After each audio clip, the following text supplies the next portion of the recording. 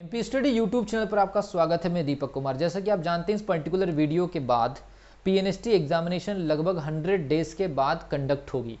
तो आपको मैं बता दूं ये 100 दिन की वैल्यू कितनी है। ये 100 दिन की वैल्यू पीएनएसटी की प्रिपरेशन के लिए कितनी ज़्यादा मायने रखती है। इस प्रकार का वीडियो पीएनएसटी के ऊपर आपको यूट्यूब पर नहीं मिलेगा, जो इस समय मैं आपको बताने जा रहा हूँ कि ये जो 100 दिन है इसकी वैल्यू कितनी खतरनाक है। ये 100 दिन का जो पीएनएसटी का जो वैल्यू है ये कितना आप लोगों के लिए डेंजरस है, कितना ज़्यादा वैल्यूबल है, कितना ज़्यादा डेंजरस है, आपको मैं पूरा फैक्ट वाइज समझा दे रहा हूँ, ताकि आप लोग अपनी प्रिपरेशन में अगर कहीं कुछ मिस्टेक कर रहे हैं, कुछ गलतियाँ कर रहे हैं, तो आप डिसीजन ले सके, क्योंकि अभी आपके हाथ में समय है। क्या चीज़ें हैं?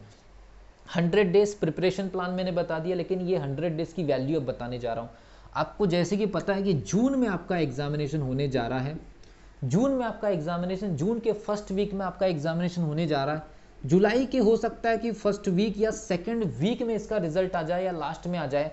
ये मान करके चलिए कि डीएमई और डीएचएस दोनों अपनी काउंसलिंग अक्टूबर नवंबर के आसपास या उसके बाद भी करा सकते हैं। इसकी वजह, क्योंकि अभी डीएमई की बैच गई तो 6 महीने के ऊपर बैच नहीं आ सकती। इसका मतलब है इस पर्टिकुलर एग्जाम के रिजल्ट की काउंसलिंग पूरी डीएमई डीएचएस ज्वाइनिंग होते तक नवंबर दिसंबर खींचा जाएगा।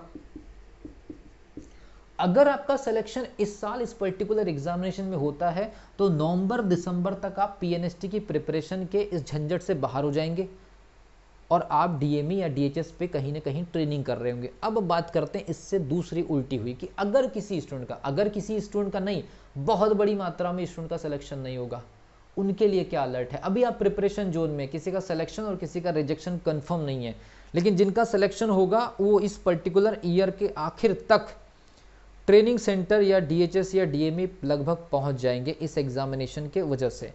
लेकिन जिनका सिलेक्शन नहीं होगा उनके लिए क्या सिचुएशन खड़ी होगी, पहले आप देख लीजिए। इस पर्टिकुलर स्थिति को देखने के बाद ऑटोमेटिकली आपको पढ़ना पड़ेगा ही, और आपको पढ़ने के लिए ज़बरदस्त प्रैक्टिकल मोटिवेशन अब मिलने वाला है, क्योंकि ये प्रेशर वाला मोटिवेशन। अब देखिए, नवंबर दिसंबर में जो जून की एग्जामिनेशन में सिलेक्ट होंगे वो ट्रेनिंग में चले जाएंगे। जिनका नहीं होगा, अगले साल जून जुलाई में एग्जामिनेशन होगा।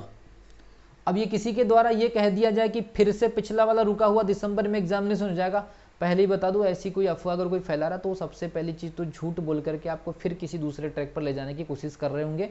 जो कोई ऐसे काम करेंगे उनका यही टारगेट हो सकता है, क्योंकि बैच के ऊपर बैच 6 महीने में नहीं आती, याद रखिएगा। तो अगली बार जब एग्जामिनेशन होगा वो आपका मई जून के आसपास जाएगा। अब जब वो मई जून के आसपास जाएगा तो इस वाले एग्जामिनेशन की बैच नवंबर दिसंबर में जाएगी, तो इस वाला